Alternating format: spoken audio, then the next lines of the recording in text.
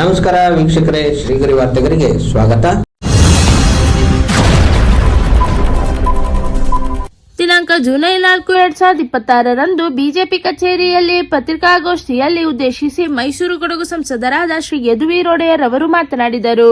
ಈ ಸಂದರ್ಭದಲ್ಲಿ ಮುಖಂಡರಾದ ಸಂದೇಸ್ವಾಮಿ, ನಗರ ಪ್ರಧಾನ ಕಾರ್ಯದರ್ಶಿಗಳಾದ ಸೋಮಸುಂದರ್, ಕೆಸಿ ರುದ್ರಮೂರ್ತಿ, ನಗರ ಉಪಾಧ್ಯಕ್ಷರಾದ ಮೈಕು ರಾಜೇಶ್, ನಗರ ವಕ್ತಾರರ ಮೋಹನ್ ರವರು, ನಗರ ಮಾಧ್ಯಮ ಸಂಚಾಲಕರಾದ ಮಹೇಶ್ ರಾಜ್ ಅರಸ್, ಚಾಮುಂಡೇಶ್ವರಿ ಮಂಡಲಾಧ್ಯಕ್ಷರಾದ ಪೈಟಿ ರವಿ, ಮಾಧ್ಯಮ ಸಹ ಸಂಚಾಲಕ ಸಂತೋಷ್ ಕುಮಾರ್ ಬಿಎಂ ಹಾಗೂ ಮತ್ತಿತರರು ಉಪಸ್ಥಿತರಿದ್ದರು.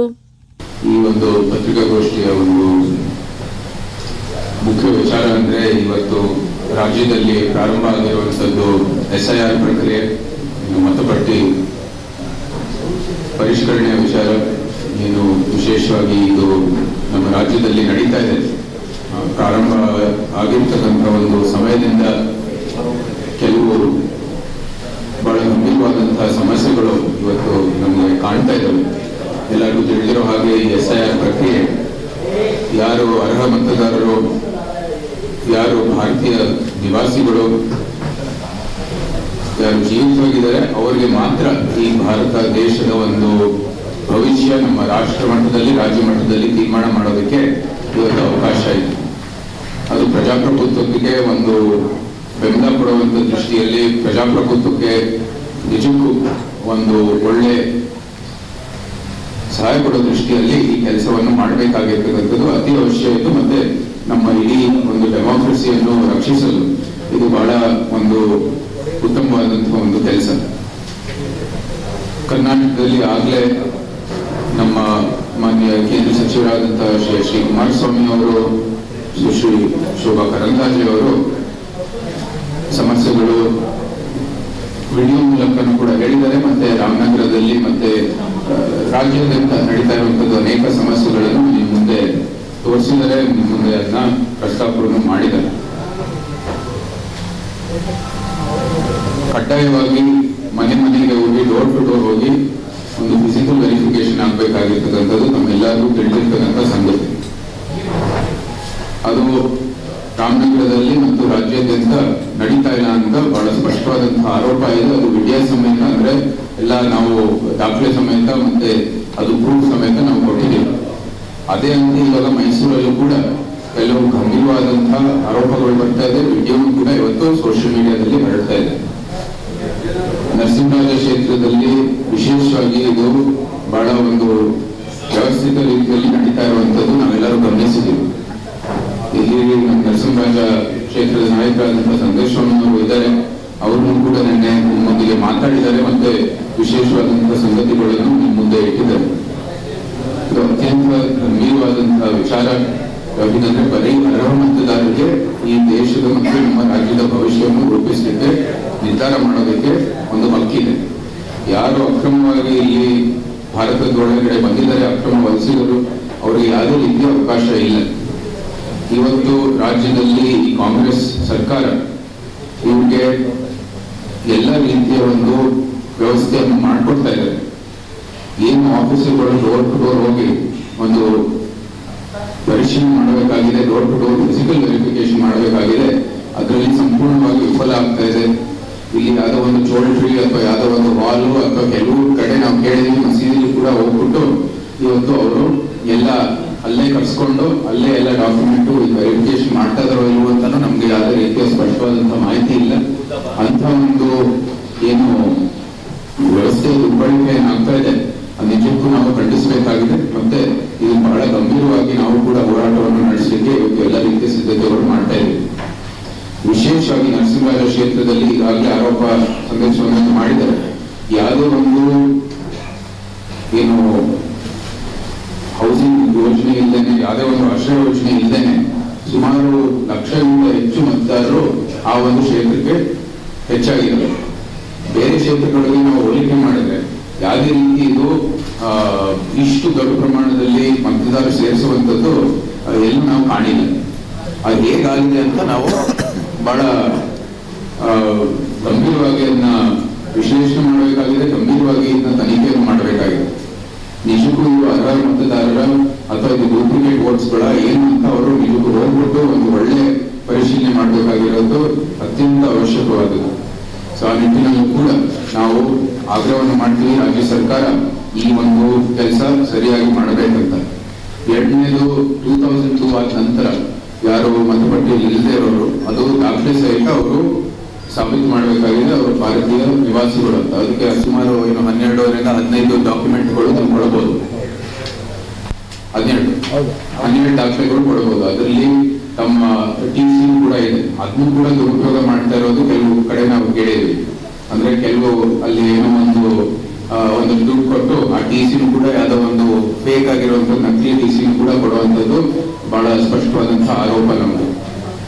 ಸೊ ಇಂಥ ಒಂದು ದುರ್ಬಳಕೆ ಆಗ್ತಾ ಇರುವಾಗ DC ಮತ್ತೆ ಎಲ್ಲ DLOಗಳು ವಿಶೇಷವಾಗಿ ಇದ್ರ ಬಗ್ಗೆ ಒಂದು ಕಾಳಜಿ ವಹಿಸಿ ದಾಖಲೆಗಳನ್ನು ಅದು ಅಧಿಕೃತನ ಇಲ್ವಾ ಅಂತ ಒಂದು ಸಾಬೀತು ಮಾಡಿಕೊಂಡು ನಂತರನೇ ಇವರನ್ನು ಮತಪಟ್ಟಿಗೆ ಸೇರಿಸುವಂತದ್ದು ಕೆಲಸ ಆಗ್ಬೇಕಾಗಿದೆ. ಜೊತೆಗೆ ನಾವು ಕೂಡ ಇವತ್ತು DC ಹೋಗ್ಬಿಟ್ಟು ನಮ್ಮೆಲ್ಲ ದೂರುಗಳು ಏನಿದೆ ಮತ್ತೆ ನಮ್ಮೆಲ್ಲ ಆಗ್ರಹಗಳು ಏನಿದಾವೆ ಅದನ್ನ ಸಬ್ಮಿಟ್ ಮಾಡುವಂತ ಕೆಲಸನೂ ಕೂಡ ಮಾಡ್ತೀವಿ. ನಂತರ ಕೂಡ ನಾವು ಏನ್ ಕ್ರಮ ತಗೋಬೇಕಾಗಿದೆ ನಾವು ತಗೊಂಡು ಯಾಕಂದ್ರೆ ಇದು ಅತ್ಯಂತ ಒಂದು ಗಂಭೀರವಾದಂತಹ ವಿಚಾರ. ಎಲ್ಲರ ಮೇಲೂ ಇದ್ರ ಮೇಲೆ ಒಂದು ಪರಿಣಾಮ ಇದ್ದೇ ಇದೆ. ಅಕ್ರಮ ವಲಸಿಗರು ಇವತ್ತು ವಿಶ್ವಾದ್ಯಂತ ರಾಷ್ಟ್ರಗಳಲ್ಲಿ ಸಮಸ್ಯೆ ಆಗಿರ್ತಕ್ಕಂಥದ್ದು ನಾವೆಲ್ಲರೂ ಗಮನಿಸ್ತಾ ಇದ್ದೀವಿ. ಯುರೋಪ್ ನೋಡಿ, ಅಮೆರಿಕ ನೋಡಿ, ಅನೇಕ ದೇಶಗಳಲ್ಲಿ ಯಾರು ಅಕ್ರಮವಾಗಿ ಬಂದಿದ್ದಾರೆ ಅವರಿಂದ ಸಮಸ್ಯೆಗಳು ಯಾವ ರೀತಿ ಬಂದಿದ್ದಾವೆ ಅಂತ ಎಲ್ಲರೂ ನೋಡ್ತಾ ಇದ್ದಾರೆ. ಭಾರತದಲ್ಲೂ ಕೂಡ ಈ ಸಮಸ್ಯೆಗಳು ಉಂಟಾಗ್ತಾ ಇಲ್ಲ, ದೊಡ್ಡವಾದ ಭಯ ಇದೆ. ಆ ನಿಟ್ಟಿನಲ್ಲಿ ಈ ಒಂದು ಪ್ರಕ್ರಿಯೆ ಸರಿಯಾಗಿ ಮಾಡಬೇಕಾಗಿರುವಂತದ್ದು ನಮ್ಮ ಆಗ್ರಹ. ಆ ನಿಟ್ಟಿನಲ್ಲೂ ಕೂಡ ಈ ಮೈಸೂರಲ್ಲಿ DC ಅವರಿರಲಿ ಎಲ್ಲ BLOಗಳಿರಲಿ ಇದು ಗಂಭೀರವಾಗಿ ಪರಿಗಣಿಸಿ ಒಳ್ಳೆ ರೀತಿಯಲ್ಲಿ ಪರಿಶೀಲನೆ ಮಾಡಿ ಈ ಒಂದು ಪ್ರಕ್ರಿಯೆಯನ್ನು ನಿಜವಾದಂತಹ ಅರ್ಹ ಮತದಾರರಿಗೆ ಮಾತ್ರ ಮತಪಟ್ಟಿಯಲ್ಲಿ ಸೇರಿಸೋದಕ್ಕೆ ಅವಕಾಶವನ್ನು ಮಾಡಿಕೊಡ್ಲಿ ಅಂತ ನಮ್ಮ ಸ್ಪಷ್ಟವಾದಂತಹ ಆಗ್ರಹ. ಅವರು ಯಾವ ರೀತಿ ಪ್ರಕ್ರಿಯೆಯನ್ನು ಮುಂದುವರಿತಾ ಇದ್ದಾರೆ, ಯಾವುದೇ ರೀತಿಯ ಪ್ರಕ್ರಿಯೆ ಮಾನದಂಡವನ್ನು ಪಾಲನೆ ಮಾಡದೇನೆ ಯಾವ ರೀತಿ ಮುಂದುವರಿತಾ ಇದ್ದಾರೆ, ಅದೇನೇನು ಮಾಡ್ತಾ ಇದ್ದಾರೆ ಅಂತ ಸಹಜವಾಗಿ ನಮ್ಮ ಪ್ರಶ್ನೆ.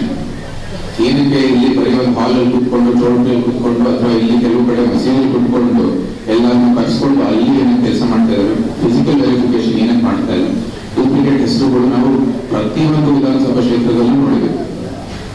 ಡೂಪ್ಲಿಕೇಟ್ ಹೆಸರು ಒಂದು ಫೋಟೋಲ್ ಹೆಸರು ಇರುತ್ತೆ ಮತ್ತೆ ಪ್ರೊಜೆನಿಯಲ್ಲಿ ಅದೇ ಹೆಸರು ಇರುತ್ತೆ. ಕೆಲವು ಈ ಒಂದು 2 ಕಡೆ ಒಂದು ಪದವಿನ ಒಂದು ವ್ಯತ್ಯಾಸ ಇರ್ಬೋದು. ಆದ್ರೆ ಅದನ್ನ ಎಷ್ಟೋ ವಿಧಾನಸಭಾದಲ್ಲಿ ಪ್ರತಿಯೊಂದು ವಿಧಾನಸಭಾದಲ್ಲೂ ಕೂಡ ಅಂತ ಒಂದು ಡೂಪ್ಲಿಕೇಟ್ ಕೊಟ್ಟಿರುವಂತದ್ದು ನಾವು ನೋಡಿದ್ವಿ. ಅಂಥ ಒಂದು ಪ್ರಕರಣಗಳು ಇಷ್ಟೊಂದು ಇರುವಾಗ ವೋಟರ್ ವೆರಿಫಿಕೇಶನ್ ಅತ್ಯಂತ ಅವಶ್ಯಕವಾದದ್ದು. ಅದ್ರ ಜೊತೆಗೆ ಅದು ಮ್ಯಾಂಡೇಟೆಡ್, ಇದು ಈ ಪ್ರಕ್ರಿಯೆ ಮಾನದಂಡನೇ. ಸೊ ಅದನ್ನ ನಾವು ಪಾಲನೆ ಮಾಡ್ತಾ ಇಲ್ಲ ಅಂತ ನಮ್ಮ ಸ್ಪಷ್ಟವಾದಂತಹ ಆರೋಪ ಮತ್ತು ಅದು ವಿಡಿಯೋ ಸಮೇತ ನಿಮಗೆ ನಾವು ಸಾಬೀತು ಮಾಡಿದ್ವಿ. ನೀವೇ ನೀವು ತಮ್ಮ ಎಲ್ಲ ಶೋಗಳು ತೋರಿಸಿದ್ರಿ. ನಿಮ್ಗೆ ಇತಿಹಾಸ ಗೊತ್ತಿದೆ, ನರಸಿಂಹರಾಜ ಕ್ಷೇತ್ರದಲ್ಲಿ ಏನ್ ಇತಿಹಾಸ ಇದೆ, ಅದರ ಪೂರ್ತಿ ಕ್ಷೇತ್ರದ ಒಂದು ಏನೇನು ಮುಖ್ಯ ಅಂಶಗಳಿದೆ ನಿಮ್ಗೆ ನಮ್ಗಿಂತ ಚೆನ್ನಾಗಿ ಗೊತ್ತಿದೆ. ಅಲ್ಪಸಂಖ್ಯಾತರ ಬೂತ್ಗಳಿದೆ, ಅಲ್ಲಿ ನಮ್ಗೆ ಯಾವುದೇ ರೀತಿಯ ಬೂತ್ ಅಧ್ಯಕ್ಷ ನೇಮಕ ಮಾಡೋದು, ಬೂತ್ ನಿರ್ಮಾಣ ಮಾಡೋದಕ್ಕೆ ಅಲ್ಲಿ ನಮ್ಗೆ ಅವಕಾಶ ಇದೆ ಅಂತಕ್ಕಂಥ ಕ್ಷೇತ್ರ. ಸೊ ಅಂತ ಕ್ಷೇತ್ರದಲ್ಲಿ ಈ SIR ಪ್ರಕ್ರಿಯೆ ಅತ್ಯಂತ ಗಂಭೀರವಾಗಿ ಮಾಡ್ಬೇಕಾಗಿರ್ತಕ್ಕಂಥದ್ದು ಎಲ್ಲಕ್ಕಿಂತ ಮುಖ್ಯ. ಇವತ್ತು ಅವರು ತೀರ್ಮಾನ ಮಾಡಬೇಕಾಗಿದೆ ಈ ಒಂದು ಮೈಸೂರು ಜಿಲ್ಲೆಯಲ್ಲಿ ಇದು ಸಂವಿಧಾನದ ಅಡಿಯಲ್ಲಿ ಭಾರತ ನಡೀತಾ ಇದೆ ಅಥವಾ ಅವರದೇ ಆದಂತಹ ಒಂದು ಕಾನೂನು ಪ್ರಕಾರ ನಡೀತಾ ಇದೆ ಅಂತ ಅವ್ರು ಕೇಳಬೇಕಾಗಿದೆ. ಇದು ಸ್ಪಷ್ಟವಾದಂತಹ ಆರೋಪ ನಮ್ದು. ಇದು ಏನೇ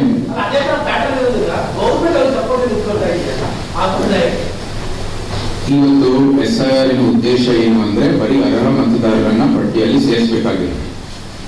ಕಾಂಗ್ರೆಸ್ ಸರ್ಕಾರಕ್ಕೆ ನೀವು ಪ್ರಶ್ನೆ ಮಾಡಬೇಕಾಗಿದೆ, ಅರ್ಹ ಮತದಾರರನ್ನ ನೀವು ಪಟ್ಟಿಯಲ್ಲಿ ಬರೀ ಅರ್ಹ ಮತದಾರರನ್ನ ಸೇರಿಸಿದ್ರೆ ಅವ್ರ ಅಧಿಕಾರಕ್ಕೆ ಬರ್ತಾರೋ ಇಲ್ವೋ ಅಂತ ಅವ್ರಿಗೆ ಸಹಜವಾಗಿ ಒಂದು ಪ್ರಶ್ನೆ. ಅವ್ರು ಬರೀ ಅವರ ಗುರಿ ಅಧಿಕಾರಕ್ಕೆ ಬರಕ್ಕೆ, ಯಾವ ರೀತಿ ಅಧಿಕಾರಕ್ಕೆ ಬರ್ತಾರೋ ಅವ್ರಿಗೆ ಯಾವುದೇ ರೀತಿಯ ಕಾಳಜಿ ಇಲ್ಲ. By hook or crook we have to come to power ಅಂತ ಅವ್ರದ್ದು ಸ್ಪಷ್ಟವಾದಂತಹ ಒಂದು ನಿರ್ಣಯ ಇದೆ. 1 ಲಕ್ಷಕ್ಕಿಂತ ಹೆಚ್ಚು ಅಂತ ನಮ್ಮ ಆರೋಪ. ನರಸಿಂಹರಾಜ ಕ್ಷೇತ್ರದಲ್ಲಿ ಇದು 1 ವರ್ಷ ಹಿಂದೆನೇ ಆಗಿರೋದು, ಮತ್ತೆ ಇವಾಗಲೂ ಕೂಡ ಅದು 2018ರಲ್ಲಿ ಏನ್ ಮತದಾರರಿದ್ರು ಅದು ಈ 23ನೇ ಎಲೆಕ್ಷನ್ಗೆ 1 ಲಕ್ಷ ಮತಗಳು ಜಾಸ್ತಿ ಆಗಿದೆ. 23ನೇ ಎಲೆಕ್ಷನ್ ಅಲ್ಲಿ 1 ಲಕ್ಷ ಮತದಾರ ಹೆಚ್ಚಾಗಿದ್ದಾರೆ. ಅದನ್ನ ಪರಿಶೀಲನೆ ಮಾಡುವಂತದ್ದು ಸಮಯ ಇವಾಗ ಬಂದಿದೆ. ಆದ್ರೆ ಈ ರೀತಿ ಕೆಲಸ ಮಾಡಿದ್ರೆ ಅದು ಯಾವುದೇ ರೀತಿ ಪರಿಶೀಲನೆ ಆಗಲ್ಲ. ಮತ್ತೆ ಅಲ್ಲಿ ಯಾವುದೇ ರೀತಿಯ ಹೌಸಿಂಗ್ ಪ್ಲಾನ್ ಬಂದಿಲ್ಲ, ಮನೆ ಸಂಖ್ಯೆ ಕೂಡ ಜಾಸ್ತಿ ಆಗಿಲ್ಲ. ಎರಡು ಕೂಡ ಆಗಿದ್ದೇನೆ, ಜನರ ಸಂಖ್ಯೆ ಇಷ್ಟ ಆಗಿದೆ. ಬೇರೆ ಕ್ಷೇತ್ರಗಳು ನಾವು ಪ್ರಮಾಣಾನುಗುಣವಾಗಿ ನಾವು ನೋಡಿದ್ರೆ ಇಲ್ಲಿ ಯಾವುದೇ ರೀತಿ ಯಾವುದೇ ಪ್ರಪೋರ್ಷನ್ ಇಲ್ಲ. ನಮ್ಗೆ ಗೊತ್ತಿಲ್ಲ, ಅದಕ್ಕೆ SIR ಪ್ರಕ್ರಿಯೆ ನಡಿಬೇಕಾಗಿದೆ. ಎಲ್ಲಿ ಬಂದಿದ್ದಾರೆ 1 ಲಕ್ಷ ಮತದಾರರು, ಬೇರೆ ಕ್ಷೇತ್ರಕ್ಕೆ ನಾವು ಹೋಲಿಕೆ ಮಾಡುವಾಗ ಇಷ್ಟೊಂದು ಹೆಚ್ಚಾಗಿಲ್ಲ ಎಲ್ಲೂ ಕೂಡ. ಬರೀ ಈ ಒಂದು ಕ್ಷೇತ್ರ, ಈ ಕ್ಷೇತ್ರದ ಇತಿಹಾಸ ಮತ್ತೆ ಅದರ ವೋಟಿಂಗ್ ಪ್ಯಾಟರ್ನ್ ನೋಡಿ, ಮತ್ತೆ ಏನು ಇಡೀ ಭಾರತದಲ್ಲಿ ನೋಡ್ತಾ ಇರುವಂತದ್ದು ನಾವು ಏನು ಪ್ಯಾಟರ್ನ್ ಇದೆ ಅದನ್ನ ನೋಡಿ ನಾವು ಒಂದು ಒಳ್ಳೆ ರೀತಿಯ ತನಿಖೆ ಮಾಡಬೇಕಾಗಿದೆ. SIR ಇದಕ್ಕೆ ಒಂದು ಒಳ್ಳೆ ಅವಕಾಶ. ಅದನ್ನೇ ನೀವು ಸರಿಯಾಗಿ ಮಾಡ್ತಾ ಇಲ್ಲ ಅಂದ್ರೆ ಯಾವ ರೀತಿ ನಮ್ಗೆ ಗೊತ್ತಾಗುತ್ತೆ ಇವರು ಅಕ್ರಮನ, ಇವರು ಅರ್ಹ ಮತದಾರರು? ಗೊತ್ತಿಲ್ಲ. ನಾವು ಅದಕ್ಕೆ ಹೇಳ್ತಾ ಇರೋದು SIR ನಡಿಬೇಕಾಗಿದೆ. 1 ಲಕ್ಷ ಮತದಾರರು ಹೆಚ್ಚಾಗಿದ್ದಾರೆ ನರಸಿಂಹರಾಜ. ಟೋಟಲ್ ನರಸಿಂಹರಾಜ ಟೋಟಲ್ ಬರೀ ನರಸಿಂಹರಾಜ ಕ್ಷೇತ್ರದಲ್ಲಿ 1 ಲಕ್ಷಕ್ಕಿಂತ ಹೆಚ್ಚು ಜಾಸ್ತಿ ಆಗಿದೆ.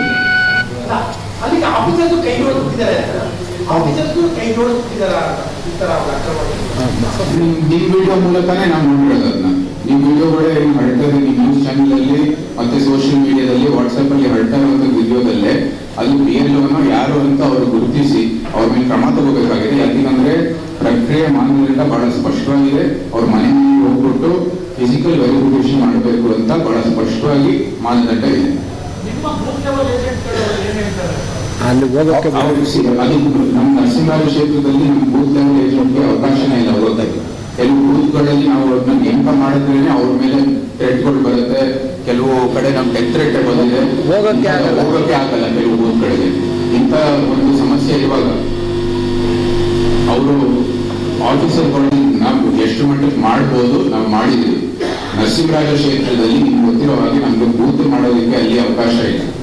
ನಮ್ಮ ಎಲೆಕ್ಷನ್ ಅಲ್ಲಿ ಯಾಕೆ ಅಂತ ನಿಮ್ಗೆ ಗೊತ್ತಿದ್ದಿಲ್ಲ. ಎಲ್ಲಕ್ಕಿಂತ ಮುಖ್ಯವಾಗಿ ಅಲ್ಪಸಂಖ್ಯಾತರು ಹೆಚ್ಚು ಸಂಖ್ಯೆಯಲ್ಲಿ 100 ಇರುವಂತ ಬೂತ್ಗಳಲ್ಲಿ ಬಿಜೆಪಿಗೆ ಬೂತ್ ಮಾಡೋದಕ್ಕೆ ಅವರ ಅವಕಾಶನೇ ಕೊಡಲ್ಲ. ಅಲ್ಲಿ ಯಾರು ಬಿಜೆಪಿ ಪರವಾಗಿ ಇದ್ರೂ ಸಹ ಅವ್ರ ಮೇಲೆ ಥ್ರೆಟ್ ಹಾಕಿ ಅವ್ರ ಮೇಲೆ ಕೊಲೆ ಬೆದರಿಕೆ ಹಾಕಿ ಏನೇನು ಸಮಸ್ಯೆ ಕ್ರಿಯೇಟ್ ಮಾಡಿ ನಮ್ಗೆ ಬಹಳನೇ ತೊಂದರೆ ಕೊಡುವಂತದ್ದು ಒಂದು ಕ್ಷೇತ್ರ.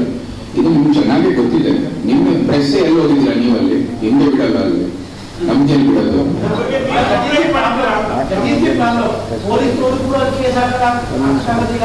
ಇದು SIR ಮೂಲಕ ನಮಗೆ ಸ್ಪಷ್ಟವಾದಂತ ಮಾಹಿತಿ ಕೊಡಬೇಕಾಗಿದೆ. ಪೊಲೀಸ್ ಕಾನೂನು ಮತ್ತು ಸುವ್ಯವಸ್ಥೆ ಯಾರ ಕೈಯಲ್ಲಿದೆ, ಆಡಳಿತ ಯಾರ ಕೈಯಲ್ಲಿದೆ, ಅವರು ಕ್ರಮ ತಗೋಬೇಕಾಗಿರುವಂತದ್ದು ಅತ್ಯಂತ ಅವಶ್ಯಕವಾದದ್ದು. ಮತ್ತೆ CRPF ಕೂಡ ಡಿಪ್ಲಾಯ್ ಮಾಡೋದಕ್ಕೆ ಇದೇನು ಸೂಕ್ಷ್ಮವಾದಂತಹ ಜಾಗಗಳಿದಾವೆ ಅದನ್ನ ನಾವು ಆಗ್ರಹವನ್ನು ಮಾಡ್ತೀವಿ. ನಾವೇನು ಕ್ರಮ ತಗೊಳ್ಬೇಕಾಗಿರೋ ತಗೋತೀವಿ.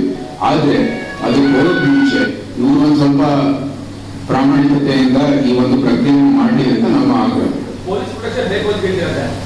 ಕೇಳಿದ್ದೀವಿ 100 ಬೇಕೇ ಬೇಕು. ನಾವು ಕೇಳಿದೀವಿ. ಅವ್ರು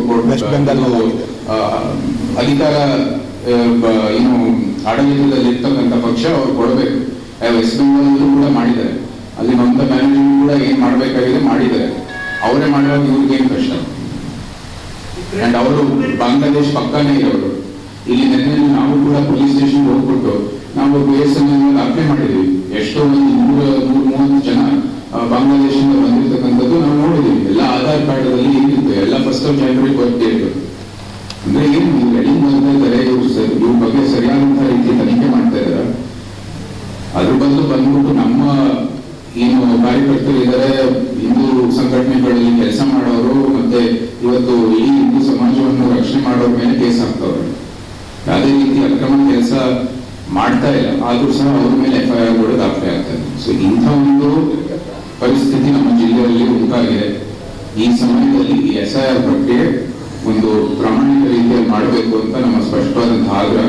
ನರಸಿಂಹರಾಜದಲ್ಲಿ ನಿಮ್ಗೆ ಗೊತ್ತಿರೋ ಹಾಗೆ ಬೂತ್ ಲೆವೆಲ್ ಅಲ್ಲಿ ನಮ್ಗೆ ಸುಮಾರು 150 ಬೂತ್ ಅಲ್ಲಿ ನಮ್ಗೆ ಯಾವುದೇ ರೀತಿ ಬೂತ್ ಮಾಡೋಕೆ ಅವಕಾಶ ಇಲ್ಲ. ನನ್ನ ಎಲೆಕ್ಷನ್ ಅನ್ನು ಕೂಡ ಮಾಡಿಲ್ಲ. ಹಿಂದೆ 2023 ಎಷ್ಟೋ ವರ್ಷದಿಂದ 20 ವರ್ಷದಿಂದ ಇಲ್ಲಿ ಬೂತ್ಗಳು ಮಾಡಿಲ್ಲ. ನಾವು ಅಲ್ಲಿ ಬೂತ್ ಮಾಡಿದೇನೆ ನಮ್ಗೆ ಯಾವುದೇ ರೀತಿಯ ಮಾಹಿತಿ ಇಲ್ಲ. SIR ಮಾಡೋದ್ವಾಗ ಅವರು ಪೊಲೀಸ್ ಪ್ರೊಟೆಕ್ಷನ್ ಕೊಟ್ಟು ಇವತ್ತು ನಮ್ಗೆ ಅಲ್ಲಿ ಮನೆಗೆ ಹೋಗಿ ಬ್ಲಾಕ್ ಲೆವೆಲ್ ಆಫೀಸರ್ ಸಮೇತ ಹೋಗ್ಲಿ, ಏನ್ ಸಮಸ್ಯೆ ಇಲ್ಲ. ಬಟ್ ಇಬ್ರು ಕಡೆ ನಮ್ಮ ಏಜೆಂಟ್ ಇರಲಿ, ಬೇರೆ ಪಕ್ಷದ ಏಜೆಂಟ್ ಇರಲಿ, ಏನ್ ಸಮಸ್ಯೆ ಇಲ್ಲ. ಅಂಡ್ ಕೆಲವು ಕಡೆ ನಮ್ದು ನೆನಪು ಕೂಡ ಆರೋಪ ಮಾಡಿದ್ದಾರೆ. ಕೆಲವು ಕಡೆ ನಮ್ಮ BLAಗಳು ಬರೀ ಒಬ್ಬರೇ ಇರಬೇಕು ಪ್ರತಿ ಒಂದು ಬೂತ್ಗೆ. ಕಾಂಗ್ರೆಸ್ ಕಡೆ 2-3 ಜನ ಏನೋ ಹೋಗ್ತಾ ಇದ್ದಾರೆ ಅಂತ ಕೂಡ ಬಹಳ ಸ್ಪಷ್ಟವಾದಂತಹ ಒಂದು ಆರೋಪ ಕೊಡ್ತೀವಿ. ನಮ್ಮ ಕಡೆಯಿಂದ ಕೊಡಬೇಕಾಗಿ ಎಲ್ಲಾನು ಕೊಡ್ತಾ ಇದ್ದೀವಿ. ಹೋಗ್ಬಿಟ್ಟು ಇವಾಗ ಭೇಟಿಯಾಗಿ ನೆನ್ನೆ ಕೊಟ್ಬಿಟ್ಟು ಬಂದಿದ್ದೀವಿ ಸರ್ ಅವ್ರು. ಈಗಾಗಲೇ ಸಂದೇಶ ಕೊಟ್ಟಿದ್ದಾರೆ ಮತ್ತು ನರಸಿಂಹರಾಜ ಕ್ಷೇತ್ರ ಪರವಾಗಿ ಕೊಟ್ಟಿದ್ದಾರೆ. ಇಲ್ಲಿ ಭಾಷಣ ಮೈಸೂರು ಇವಾಗ ನಾವು ಇನ್ನೊಂದು ಹೋಗ್ಬಿಟ್ಟು ಕೊಡ್ತೀವಿ. SIR ಬಗ್ಗೆ ನಾವು ಮಾತಾಡ್ಲಿಕ್ಕೆ ನಾವು ಬಂದಿರೋದು ಹೆಚ್ಚು ಗಮನ ಅದಕ್ಕೆ ಕೊಡಕ್ಕಾಗಲ್ಲ, ಯಾಕಂದ್ರೆ ಇದು ಹೈಲೈಟ್ ಆಗ್ಬೇಕಾಗಿರ್ತಕ್ಕಂಥದ್ದು ಈ ಒಂದು ಸನ್ನಿವೇಶದಲ್ಲಿ. ಕಂಬಳ ಬಗ್ಗೆ ನಾನು ಆಗ್ಲೇ ಸಾಮಾಜಿಕ ಜಾಲತಾಣದಲ್ಲಿ ಪ್ರತಿಕ್ರಿಯೆಯನ್ನು ಕೊಟ್ಟಿದ್ದೀನಿ.